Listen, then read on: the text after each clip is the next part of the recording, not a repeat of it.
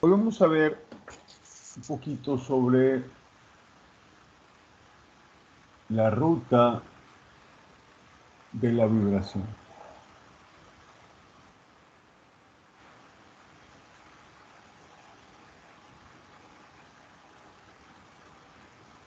Cuando nosotros tenemos una maquinita que vamos a medir vibraciones, por ejemplo, vamos a suponer que tenemos este motorcito que está aquí. Por el simple hecho de estar operando, ya sabemos que experimenta cierta vibración. ¿Qué es lo que vamos a hacer? Necesitamos colocar un transductor o algo que nos vaya a captar esa vibración mecánica y nos la convierta en una señal que podamos analizar, ¿de acuerdo? Ese transductor de vibración, este sensorcito que está aquí,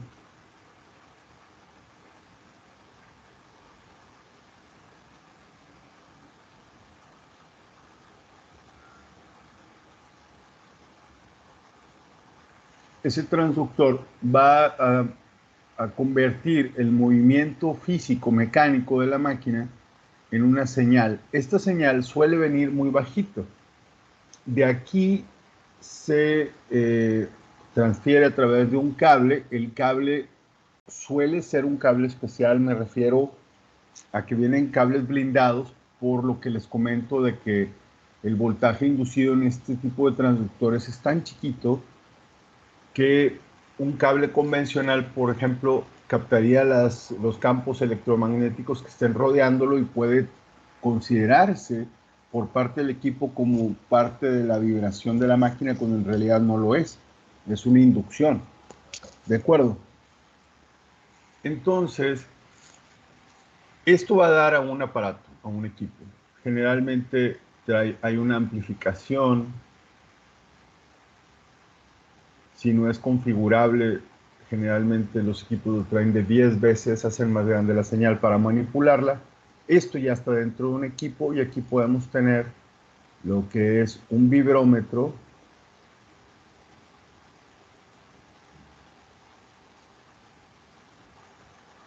¿Cómo sería un vibrómetro?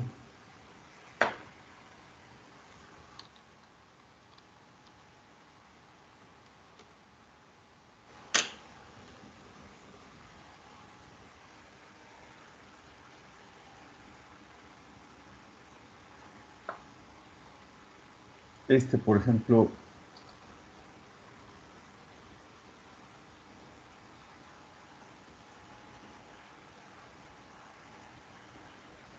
yo me pongo un...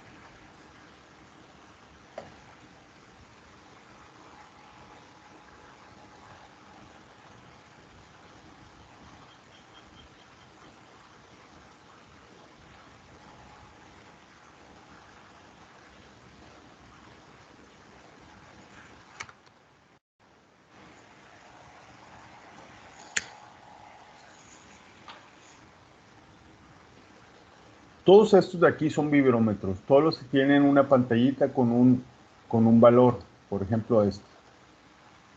Estos serían un vibrómetro que tienen cierta capacidad de análisis. Y la otra opción es que nuestro equipo o nuestro instrumento sea un analizador de vibración o un analizador FFT. Analizador.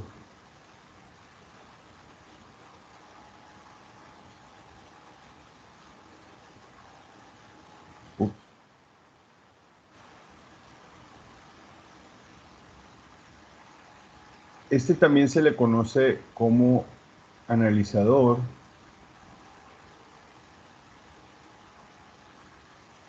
FFT. ¿Cuáles son este tipo de instrumentos? Pues hay un montón. Le voy a poner...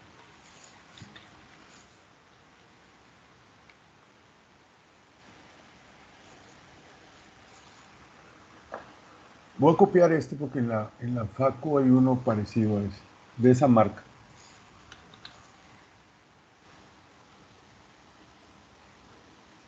Este es un analizador. ¿Qué tipo de diferencias tienen además del precio? Porque obviamente este cuesta 10 veces menos que este. El vibrómetro debe costar alrededor de $2,000 o $1,500. Y un analizador cuesta 15, 20, $22,000. Depende qué tantos accesorios y licencias liberes a la compra del software. Pero, ¿en dónde está la verdadera diferencia? Bueno, este tipo de instrumentos, los vibrómetros, generalmente nos darían un alcance hasta mantenimiento predictivo, mientras que este nos darían un alcance de mantenimiento predictivo y mantenimiento proactivo. ¿Cuál es la gran diferencia? Bueno, este tipo de instrumentos, los analizadores, nos permiten hacer análisis espectrales, a diferencia de un vibrómetro que solamente nos da vibración overall.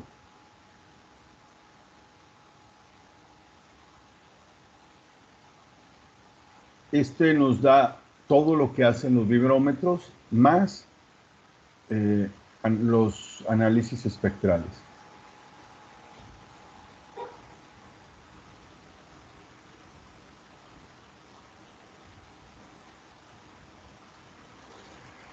Obviamente, Inges, dependen mucho de las marcas de los equipos. Todos los equipos tienen diferentes técnicas de análisis de la información que capta. Todos estos, todos. Pero están muy en función, algunas de las técnicas de análisis son comunes entre todos los equipos que tienen las patentes libres y demás, y algunas son desarrolladas por ellos mismos para ser diferenciadores comerciales contra otras marcas, ¿de acuerdo? En hardware no tienen gran cosa de potencia, probablemente su celular tenga más resolución en la pantalla, mejor memoria, mejor capacidad de muchas cosas. Lo que te venden definitivamente es el desarrollo del software para la interpretación, y los canales de adquisición de datos suelen ser muy, muy, muy buenos. Mucho mejor que lo que puedas traer tú en tu cel. Sin embargo,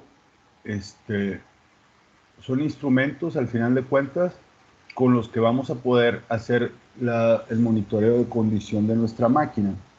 ¿De acuerdo? Ahorita en un rato más vamos a explicar esta parte, cómo es que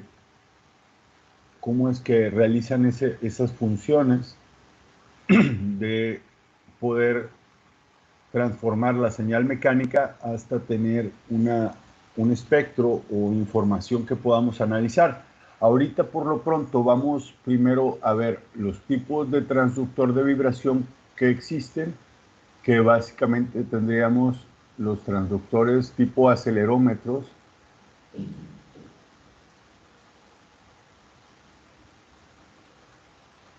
el transductor tipo velocímetro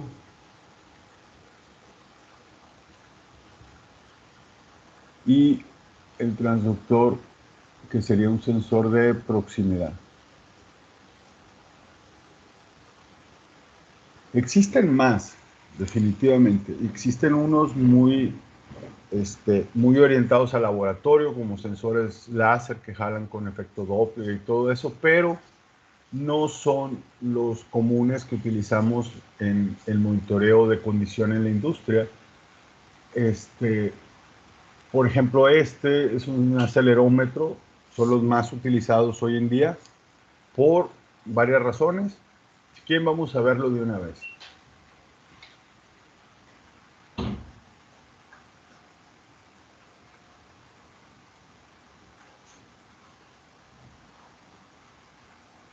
¿Cuántos han llegado? Van 17. ¿De cuántos? Ok, entonces vamos a seguir. Al rato lleno la asistencia digital.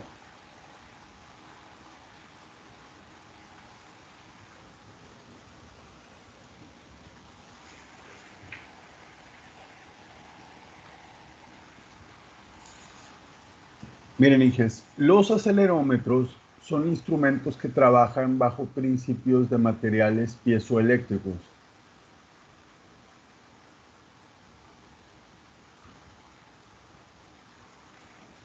Los materiales piezoeléctricos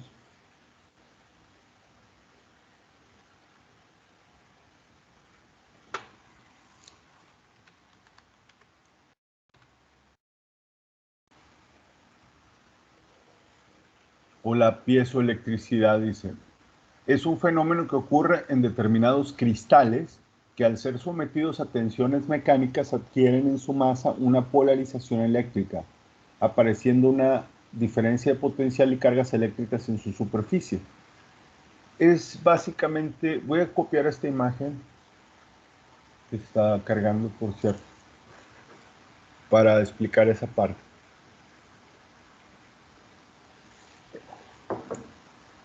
De hecho es un GIF, se mueve, miren. Este cilindrito color así amarillito es lo que conocemos como el material piezoeléctrico, suelen ser cuarzos o cristales. Si tú lo comprimes, hay un voltaje en una polarización. Si tú lo estiras, va a haber un voltaje con otra polaridad. Este tipo de materiales se colocan dentro de lo que son sensores. Por ejemplo, déjenme pongo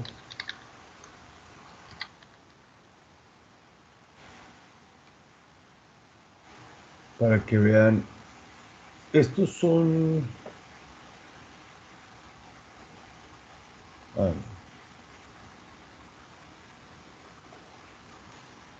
miren, esta es una marca muy comercial de acelerómetros. Todo lo que ven aquí son acelerómetros. Algunos unidireccionales, algunos son triaxiales. O sea, estos, por ejemplo, estos cuadraditos que vieron ahí, déjenme lo pongo aquí.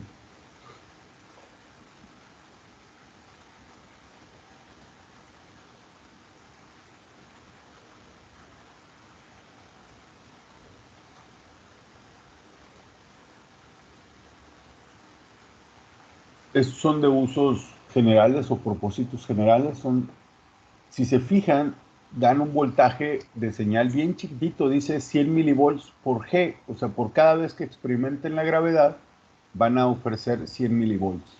Considerando que una maquinita está en buenas condiciones, genera 0.1 Gs de aceleración en sus frecuencias más altas, estaríamos hablando de 10 milivolts, eso es bien poquitito. Entonces es a lo que me refiero, que esa señal que emiten es tan bajita que muchas veces se tienen que amplificar.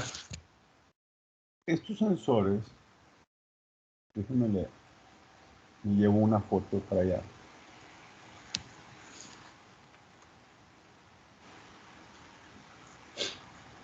Estos sensores deben de medir, no sé, por ejemplo, de aquí de la base, aquí arriba, unos 5 centímetros, 6 centímetros, no son grandes. ¿Y por qué son los más utilizados? Porque la realidad es que el orden en que se los puse es lo que en la actualidad se utiliza más. Primero el acelerómetro, luego el sensor de velocidad y por último el sensor de proximidad. El acelerómetro hoy en día es el más utilizado porque se han abaratado mucho en costos. A lo mejor en los años 70, 80 eran muy caros. Ahorita uno de este tipo vale probablemente menos de $100. No tiene partes móviles, lo que implica que difícilmente se pueda descalibrar. De hecho, si vieron en la página, si checamos los acelerómetros, los tipos que venden, prácticamente tienen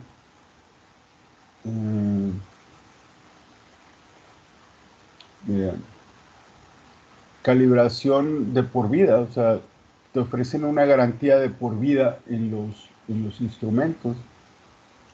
Porque la realidad es que no tiene nada que se pueda descalibrar. Se puede dañar, sí. Si se te cae, miren, por ejemplo, tienen garantía incondicional de por vida o en materiales y fabricación. Estos son diferentes tipos de calidades de acelerómetros, pero un acelerómetro en realidad prácticamente nunca se te va a fregar, a menos que lo golpees, que se te caiga, algo así, y que se fracture el piezoeléctrico, que se dañe.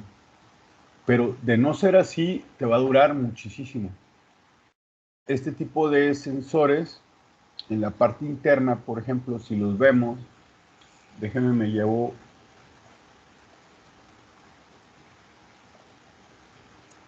lo que viene en su manual para que lo podamos ver por dentro.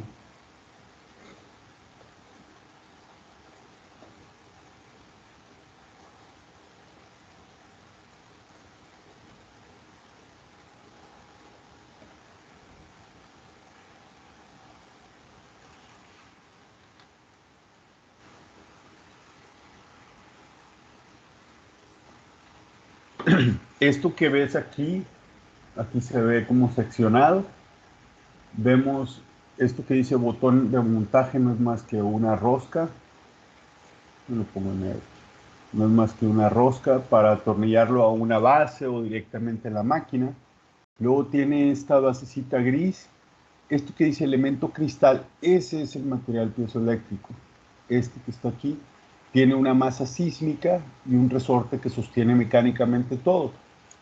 Entonces, si se fijan, no hay nada que se mueva, no hay nada, partes móviles, nada por el estilo. Entonces, no, no tiene partes que se puedan descalibrar así como así.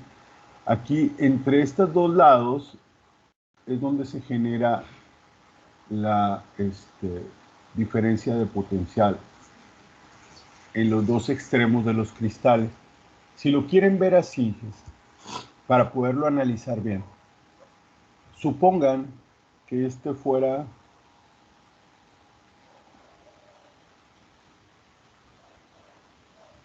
el respaldo y el asiento de su carro y ustedes están sentados aquí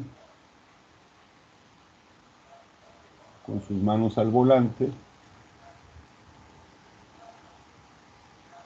y voy a poner un material piezoeléctrico entre ustedes y el respaldo.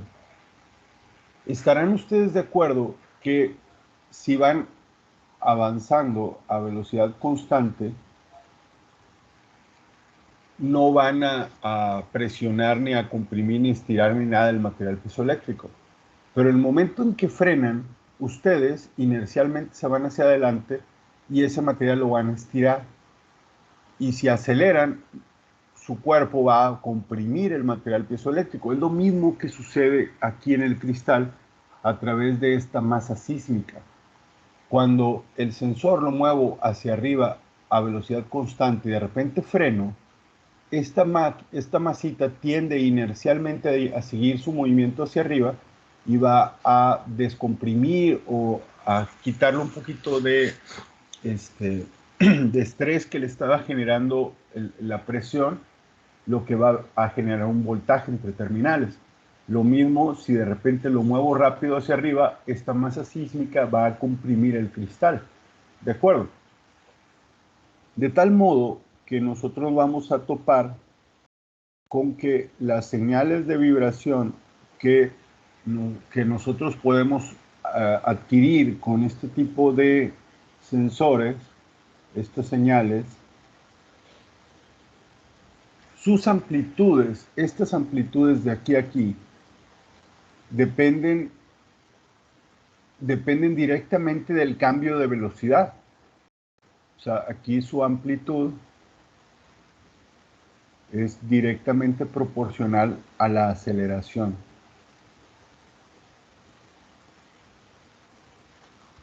Es por ello que se llaman acelerómetros, porque dicha amplitud es proporcional a la aceleración que experimente.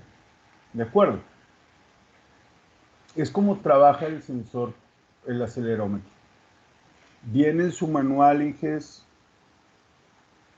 una redacción de cómo funciona y demás. Léanla, por favor. Es parte de sus una pregunta típica de examen, cómo funcionan los sensores de velocidad. Déjeme, ¿tiene alguna pregunta hasta ahorita o puedo pasar al otro tipo de sensores?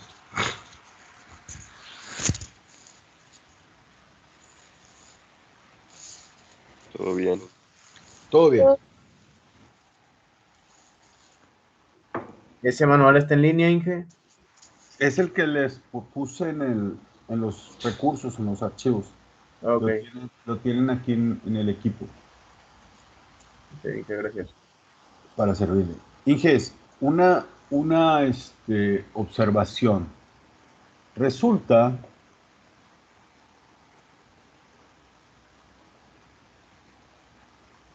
esta parte de aquí, pongan atención. Yo puedo tener sensores que sean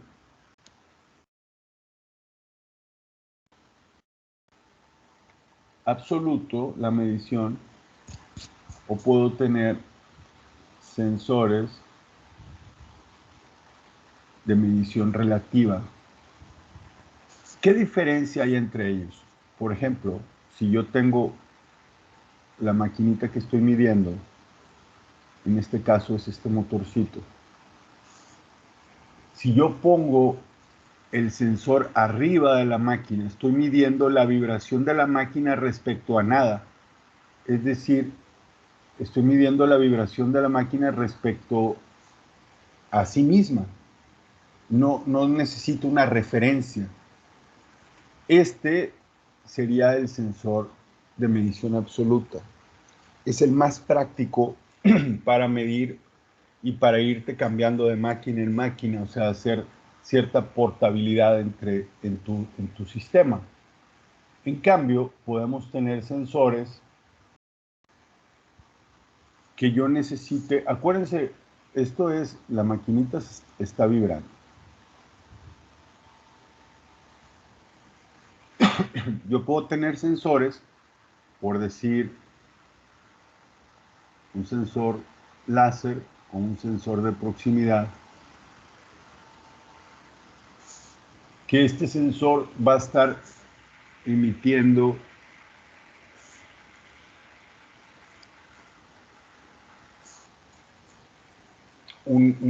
ya sea un campo magnético, una onda, un rayo de luz láser o algo. El caso es que va a medir la vibración de la máquina respecto a una referencia fija. Este tipo de sensores serían los sensores relativos, donde la amplitud es relativa a una referencia. Es infinitamente más conveniente para monitoreo de condición en mantenimiento el sensor absoluto.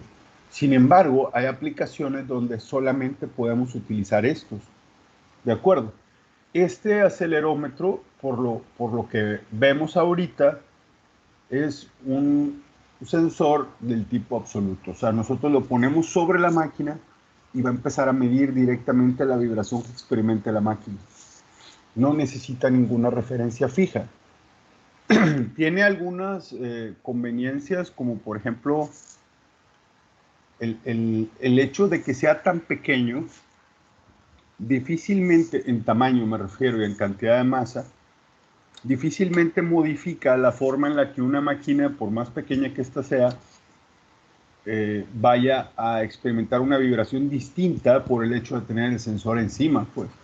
O sea, es muy importante que el sensor que la máquina no se dé cuenta de la presencia del sensor. ¿De acuerdo? O sea, no debe de enterarse, pues, de que tiene algo arriba que le hace, de cierto modo, o que pudiese hacer una modificación en la forma en la que se comporta. Debe de ser totalmente imperceptible para la forma en la que la máquina estaba vibrando.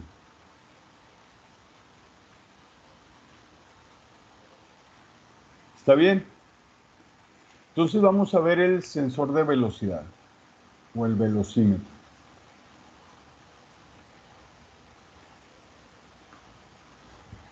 El sensor de velocidad, ¿alguien llevó el laboratorio de vibraciones en presencial o no? ¿No recuerdan?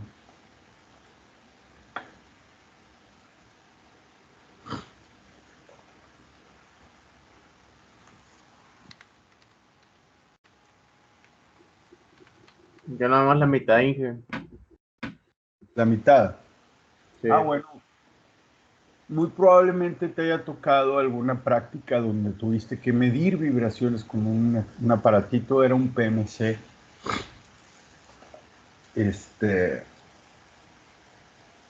Esa maquinita, tú utilizaste un sensor de velocidad. Deja nomás que se abra, porque está muy lento. No sé.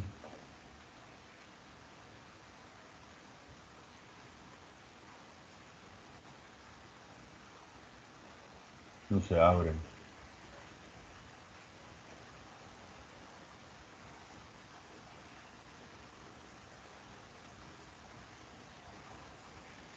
Bueno, aquí con las puras imágenes. Miren, este es un sensor de velocidad, estos que están aquí. Son sensores más grandes como este, miren.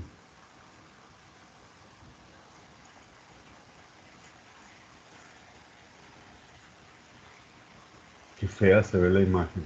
Pero bueno, lo voy a copiar. Voy acá, este y otro.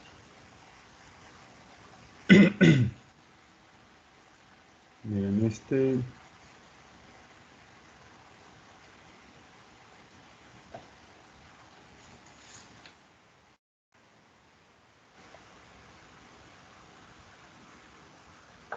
aquí está un vibrómetro, lo voy a quitar de aquí y voy a dejar exclusivamente el sensor.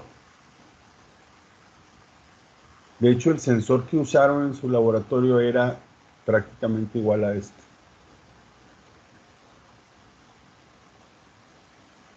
Este sensor trabaja bajo principios de inducción electromagnética, ¿de acuerdo? La inducción electromagnética, como ustedes recordarán en su laboratorio de electromagnetismo, que supongo que lo vieron, ¿cuál imagen nos pudiera servir?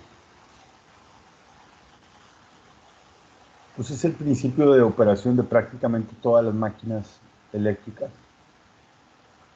convencionales, ¿verdad? Porque ya ahorita hay muchos que traen cierta electrónica. Pero miren,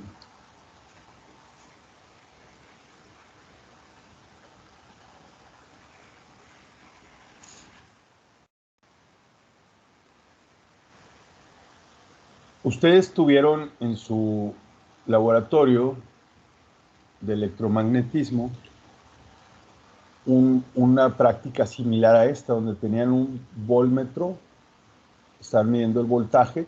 Aquí tenían una bobina, no era así, no era de una espira, era una bobinita que tenía muchas espiras. Pero la situación es que, déjenme lo dibujo aquí. Ustedes tenían el voltmetro con una pantallita, una aguja, el 0, 10 por decir, y -10. Y de aquí lo conectaban a una bobina y ustedes tenían un imán con un norte y un sur. Y ustedes saben que el imán tiene campos magnéticos que entran y salen así.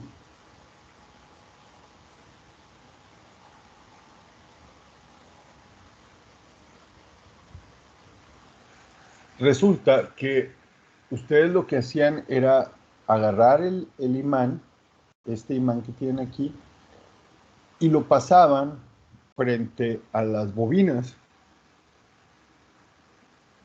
de tal modo que cuando lo pasabas sobre la bobina, la aguja se movía, ya sea, dependiendo del sentido en que movías el imán, se inducía el voltaje, era el sentido de la corriente, ¿de acuerdo?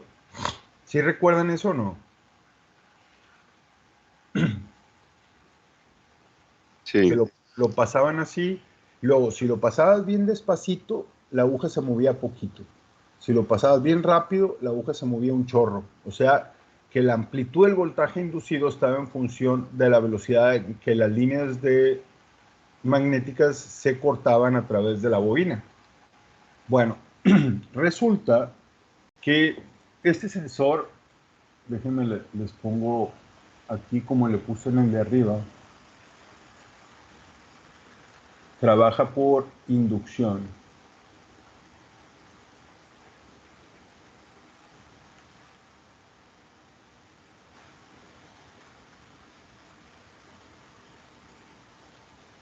Por inducción electromagnética. Y este sensorcito, si lo ven, por ejemplo, en el manual, viene un poquito, bien esquemático, es esta imagen.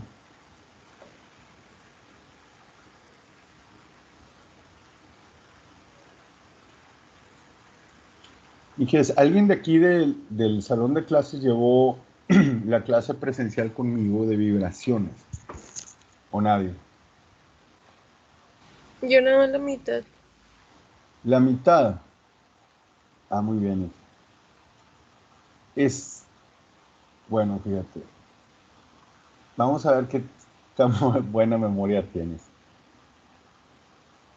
¿Recuerdas, Inge, que en la clase agarramos una masita, creo que eran llaves, y una liga y empezamos a mover la mano con cierta frecuencia de excitación?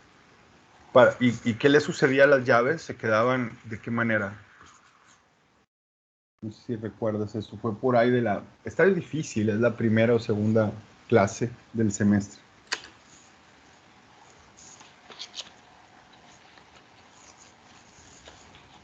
¿No lo recuerdas? Sí, sí me acuerdo más o menos. Más o menos.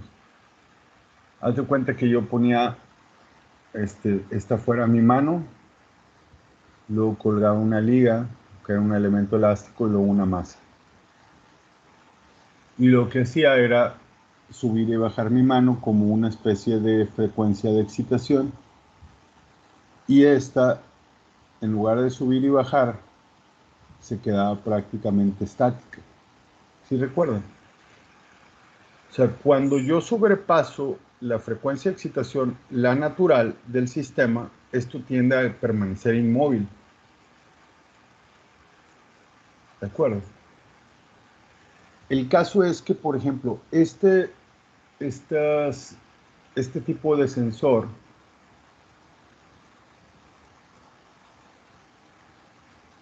aquí adentro tiene, esto negro que se ve es una bobina.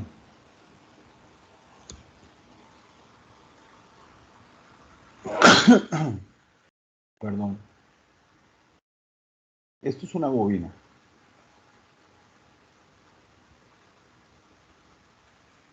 Y aquí tenemos un imán con un norte y un sur. Si nosotros este sensor lo ponemos directamente sobre la máquina, lo paramos en la máquina, todo el sensor se va a mover igual que la máquina. O sea, poniéndolo arriba así tal cual. Y la bobina se va a mover y va a vibrar igual que la máquina. Lo único que va a permanecer inmóvil es el imán.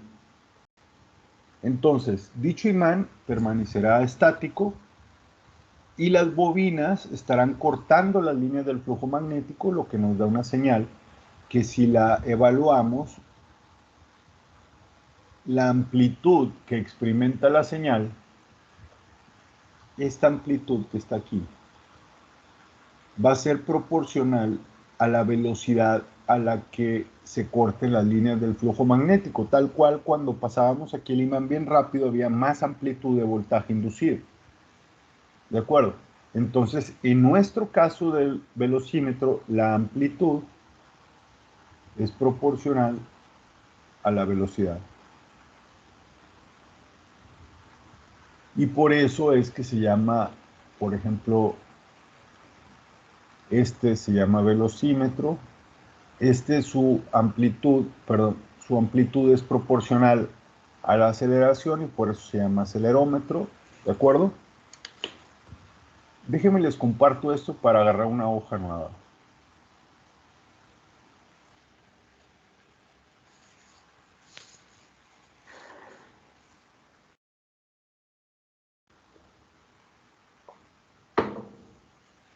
Y que vamos a ver el sensor de proximidad.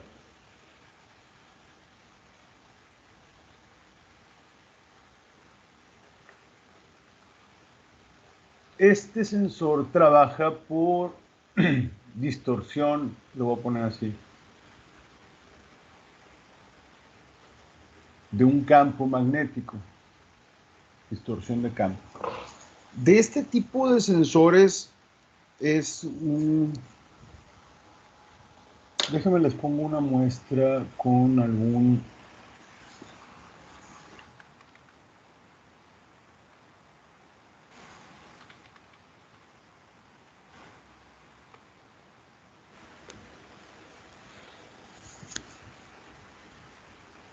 Esta es una marca que son de las pocas que ya quedan que hacen este tipo de sensor, pero son exageradamente útiles en ciertas aplicaciones.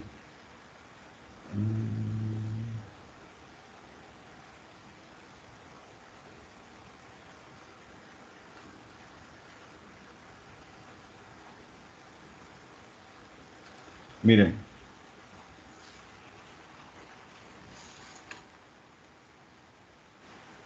Por ejemplo, este sensorcito que está aquí es una probetita, el cable y una especie de ampli que se configura desde fábrica, tú lo pides en función de ciertas especificaciones para darte una salida. Generalmente nos ofrecen salidas de 420 miliamperes o de 0 a 10 volts. Depende cómo lo pidas. Pero ¿cómo es que funciona? Bueno, esta probeta, imaginen que es un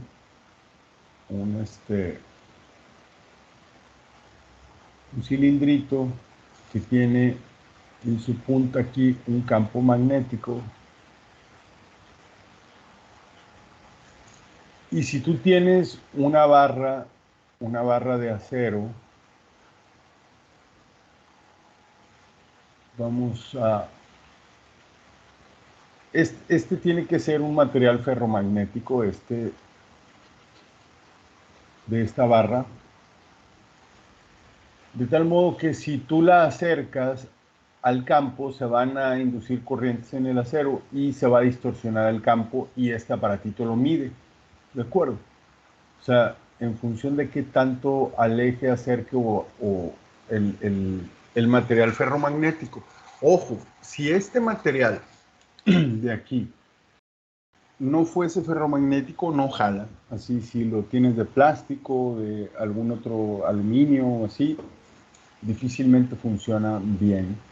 Todos estos, inclusive si tiene un recubrimiento, no funciona. Si está pintado, si está cromado, si está pavonado, si le cambias el diámetro, etcétera. Lo trascendente aquí es que tú necesitas que este sensor tenga una referencia fija, esté sin moverse, porque si no, si el sensor se mueve, va a sensar como movimiento de la flecha el movimiento propio del sensor. Eso no debe de pasar. ¿De acuerdo? Entonces nos topamos con que se reduce mucho el campo de acción porque no tiene la portabilidad que tienen los otros sensores. Aunado a eso, cuando nosotros vemos, por ejemplo, esto que pusimos aquí sobre los tipos de sensores que son absolutos o relativos, esta parte de aquí, el que viene, este tipo de sensores viene a ser un tipo de medición relativa respecto a una referencia fija, ¿de acuerdo? Entonces, nos limita mucho el campo de acción. Sin embargo, hay aplicaciones como, por ejemplo, si ponemos algunas chumaceras hidrodinámicas. Bueno, chumaceras Babbitt o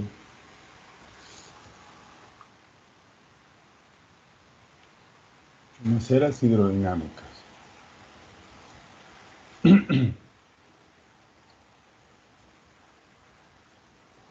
Miren, esto nos puede servir.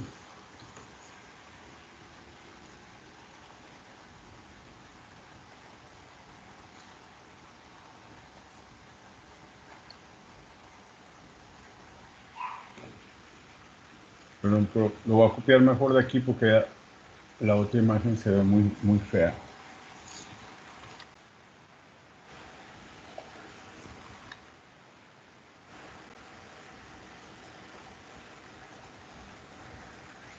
Pero miren, una chumacera convencional son las que ustedes han visto así como estas que tienen rodamiento a bolas o a rodillos, como estas que son de rodillos, estas de pared, estas de piso. Pero una hidrodinámica es... a ver si viene alguna.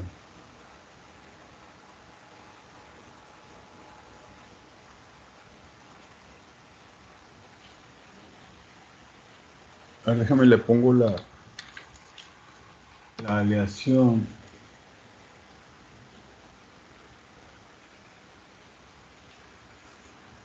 Miren, estas son camisas del Babi, del metal que lleva adentro donde asienta la flecha.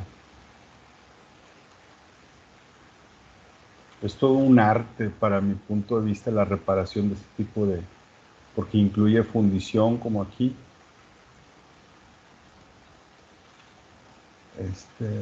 Aquí están reparando también una chumacera de este tipo.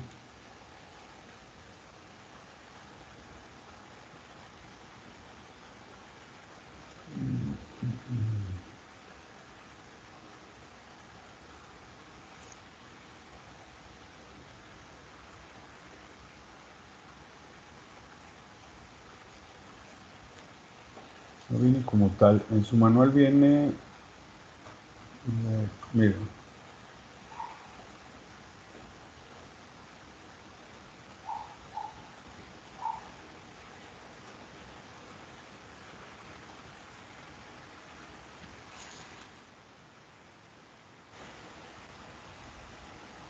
miren, hijos.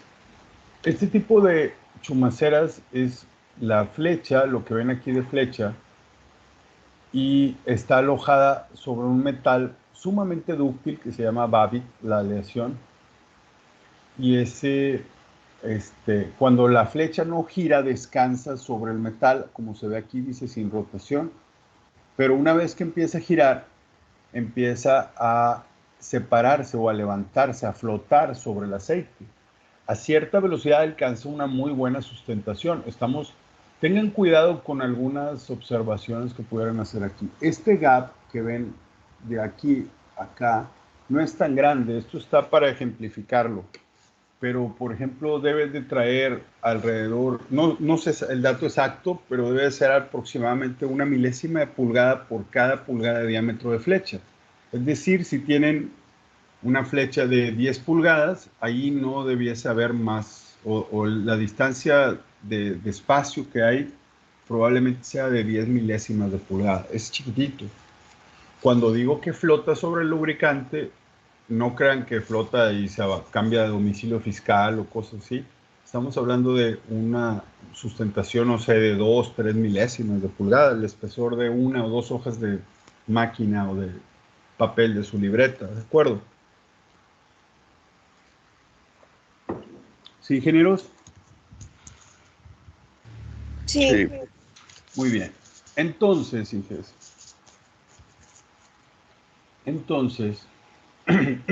para considerarlo, este tipo de flechas empiezan a flotar sobre la cama de lubricante y es común poner, por ejemplo, el sensor lo pudieran poner a 90 grados, muchas veces se ponen dos, utilizan la misma chumacera como referencia fija, se ponen dos sensores y entonces empiezan a evaluar por llamarla así, X y Y, la forma en la que, además de girar sobre su propio eje, sino cómo se traslada y cómo se mueve. Entonces hay análisis por ejemplo, de órbitas, donde dependiendo de la geometría que realice, que puede ser un ochito, puede ser una especie de frijolito, dependiendo de cómo se mueva, hay una serie de diagnósticos para ese tipo de aplicación también. Muchos de estos también lo que hacen se utilizan en generadores eléctricos o motores muy, muy grandes, que no se le pone rodamiento a bolas, ni rodillos, ni nada. Y los otros sensores, si yo vengo y lo pongo aquí arriba, no mide nada, porque no está en contacto la flecha con ningún elemento rodante ni nada. Entonces, ese tipo de sensores no son convenientes. El más adecuado va a ser el sensor de proximidad para una chumacera aerodinámica. Entonces, por eso siguen existiendo y todo. Sin embargo, no son portables. Se pone, se calibra, se pide para el diámetro de flecha y se instala y se acabó. Inclusive, este tipo de sensores y este tipo de aplicación también se utilizan para protecciones de las máquinas, es decir, se le pasa a la relevación y después de cierta amplitud de vibración o de movimiento, corta la relevación de la máquina y impide que se pueda destruir o dañar por estar girando con cierto nivel de amplitud.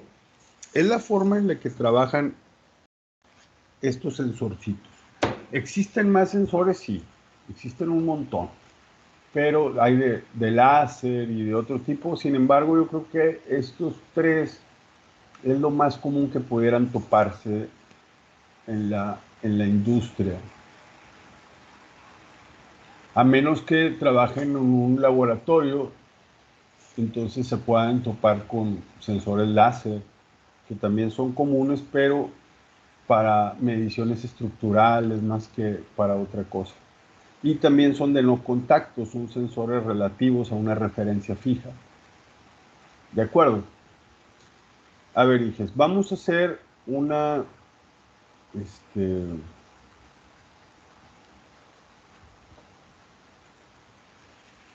déjame pongo una hoja nueva.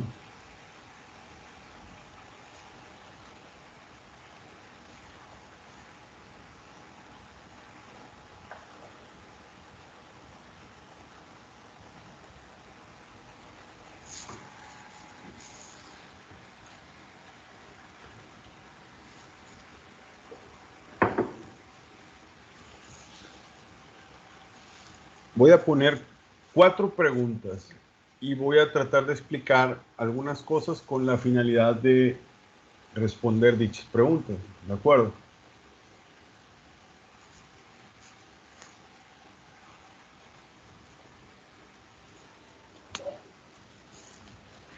A ver. Primer pregunta sería, ¿por qué se utiliza el AVM? Lo voy a poner, que es el análisis de vibración mecánica, como una técnica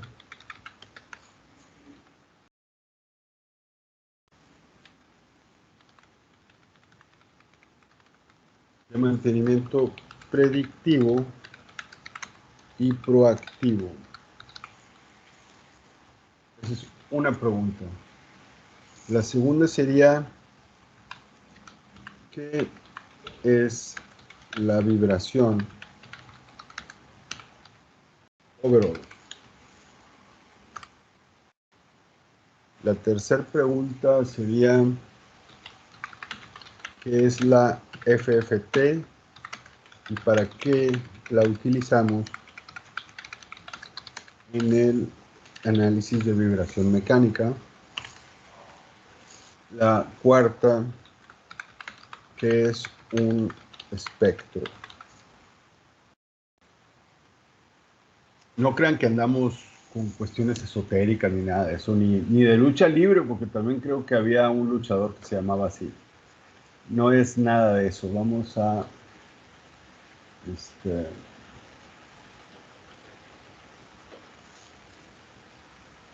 explicar ahorita qué se refiere todo eso.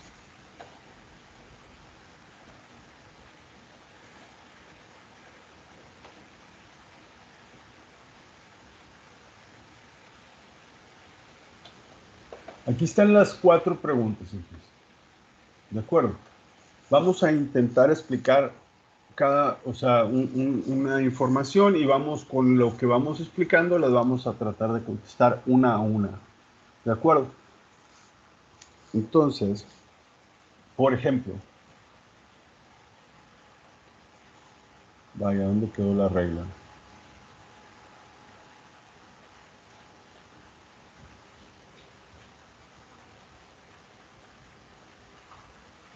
Ok, Inges. Miren, cuando nosotros tenemos una maquinita que le vamos a medir vibraciones,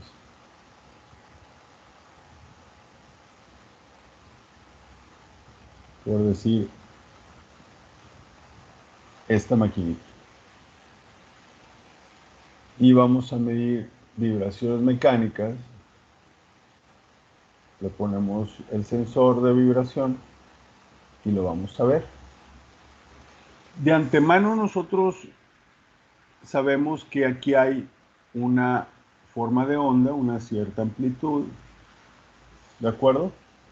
Y esa cierta amplitud corresponde, dependiendo del sensor o del equipo, si estoy midiendo en vibración, en la vibración en desplazamiento, aceleración o velocidad, yo puedo evaluar esta amplitud, ¿de acuerdo? Bueno, resulta que aquí esta energía que está debajo del gráfico es lo que conocemos como vibración overall. Déjenme lo reescribo bien.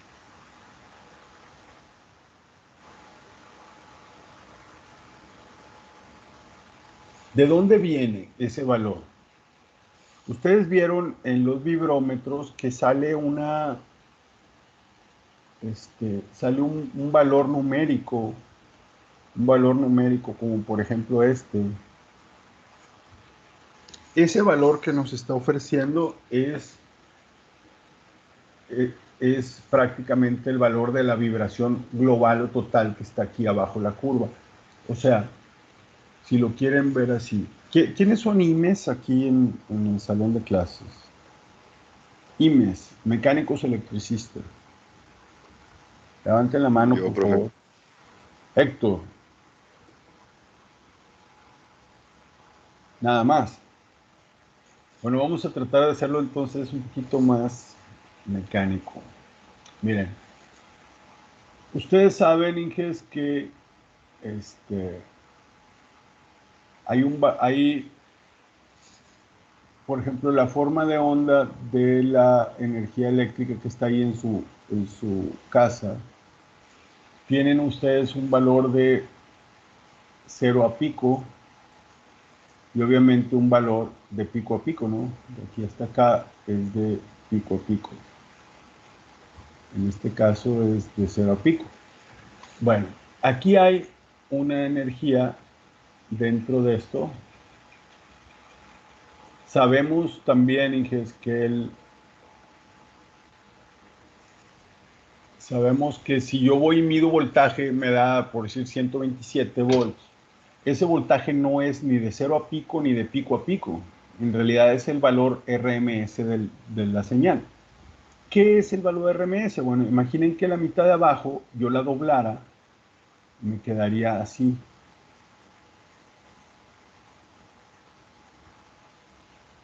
O sea, el valor de 0 a pico es el mismo. El valor de, déjame mover esto para acá. El valor de 0 a pico es el mismo. Aquí sigue habiendo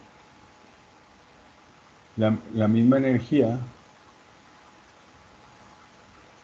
pero el voltaje que yo mido no es el de 0 a pico, sino es el RMS. Es decir, imagínense que yo agarro unas tijeras y corto la parte de arriba, y al cortarla, obviamente todo el material que me sobró aquí, todo esto desaparece.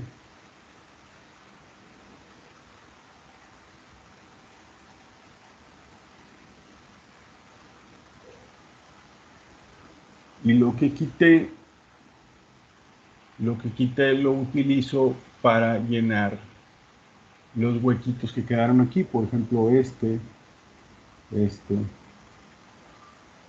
todos. De tal modo que me quede literalmente un rectángulo, ¿no? Este valor de aquí a aquí es el valor RMS en realidad. O sea, representa 0.7071 veces el valor de 0 a pico. O sea, si aquí había 10 volts de 0 a pico y yo le pongo el multímetro a una alterna, me va a salir 7.071 volts. ¿De acuerdo? O sea, me da la energía real con la que yo puedo hacer algo. ¿Está bien? Sí. Resulta, Inges, Inge, que, mande, el valor RMS es una constante. no, esto solamente es para una senoide pura.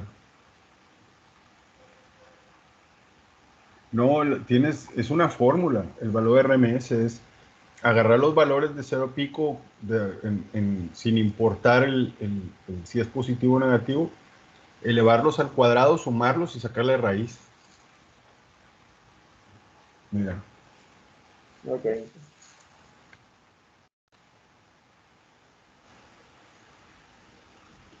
O sea, tú ves, por ejemplo, que mide el RMS de 0 a pico, el RMS es más chiquito en una senoide pura. Me explico. Pero esto es una cosenoidal pura. Si tú no lo haces en una senoidal pura, es prácticamente elevar las amplitudes al cuadrado, ¿de acuerdo? Y luego en un rango de 0 a n cantidad de tiempo, y luego lo vas a dividir, a promediar y sacarle raíz. Mira, aquí se ven, por ejemplo, elevas al cuadrado, lo sumas, o sea, lo promedias y luego le sacas raíz. Ese es el valor RMS. Pero Ok, bueno, gracias. entonces, por ejemplo, si ustedes ven esta maquinita en realidad, esto que puse aquí fue para explicar a qué me refiero cuando digo la energía bajo la curva, esto de aquí. Pero en realidad esta maquinita adentro, aquí, tiene, esta flecha es, esta flecha se continúa, es larga, aquí tiene un ventilador de enfriamiento, aquí hay una tapa, aquí está el rotor, el estator, y tiene aquí, por ejemplo, unos rodamientos en ambos lados, ¿verdad? Entonces, imagínense que hay un montón de cosas que la hacen vibrar, muchísimas. Voy a poner algunas líneas así al azar.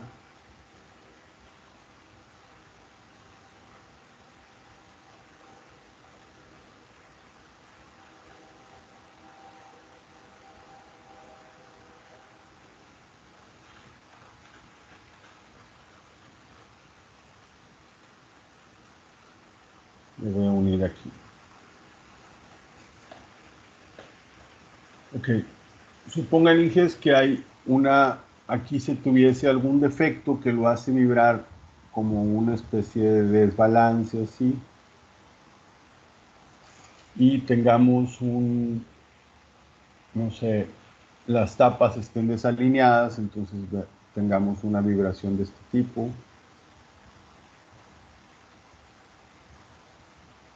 Y tengamos algún tipo de, no sé, fallas en el rodamiento y tengamos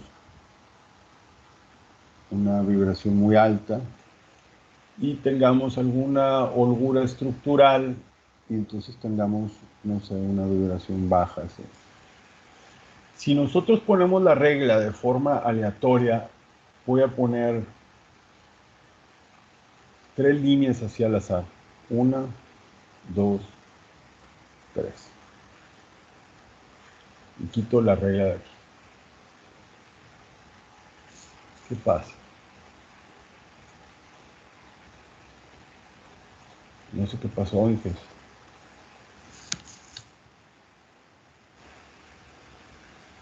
Y esa línea extra que está. Miren, si lo quieren visualizar de esta manera, Inges, por superposición de efectos, ustedes suman aquí lo que mide esto, más lo que mide esto, menos lo que mide esto, más lo que mide esto, entonces les da este punto. Aquí esto que mide aquí menos esto, aquí es 0 más esto y les da por decir este punto. Y así lo llenarán de líneas donde aquí, por ejemplo, pudiera salir abajo. Y si siguen todos esos puntos, les va a salir la forma de onda que ustedes visualizaron. O sea, esto de aquí, esta energía, está aquí, es la suma de todo lo que tiene, todo lo que lo hace vibrar, ¿de acuerdo? O sea, esta es esta.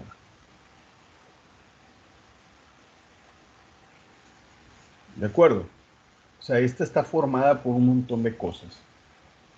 Entonces, cuando sacan el valor del RMS, o sea, del valor de la raíz media cuadrática, es lo que conocemos como vibración overall. Y es lo que nos muestra este aparatito, un vibrómetro. ¿De acuerdo? Con ese vibrómetro y con esa información, lo voy a poner aquí mejor, nosotros podemos hacer algo que conocemos como análisis de tendencia. Voy a poner aquí.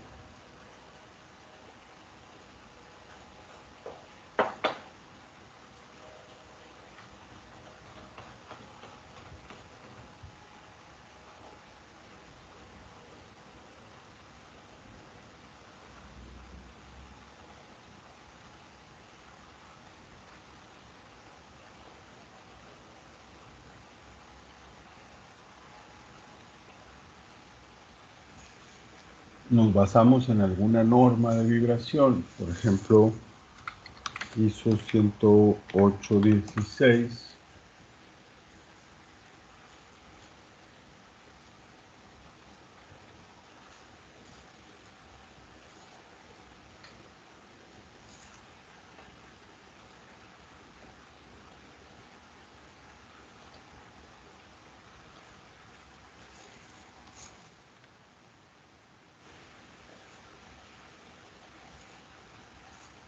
Por decir, nos basamos en una norma de vibración para de aquí obtener las alarmas. Por ejemplo, de aquí está bien, de aquí para arriba está mal, entonces aquí está bien, aquí es regular y acá está mal. ¿De acuerdo? Y vamos a ir graficando mes a mes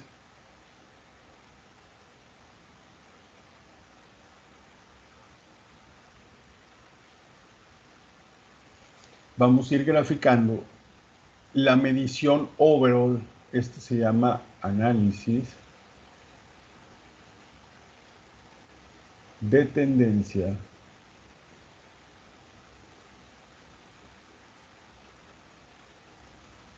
de vibración overall. Entonces, de entrada sabemos que todo lo que caiga en esta zona estaría mal, lo que caiga en medio regular y abajo bien. ¿De acuerdo? Entonces, supongan que nosotros lo que haríamos sería estar midiendo la máquina mes a mes e ir graficando esos valores. Entonces pudiéramos ir viendo que eventualmente esta degradación que presenta,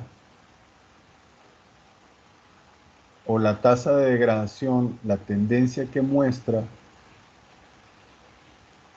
tiende,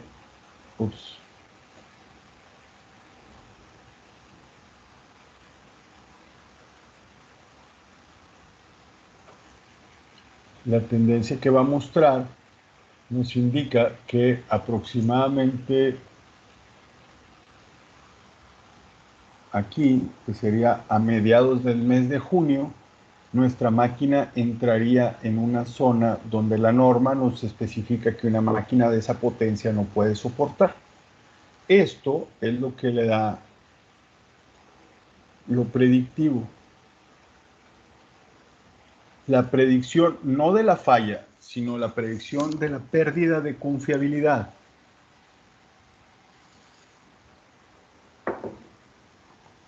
De acuerdo. O sea, estamos hablando de cuándo la máquina deja de ser confiable por experimentar vibraciones adicionales a las que esa potencia y ese tipo de rigidez o flexibilidad que tenga en su montaje puede tolerar.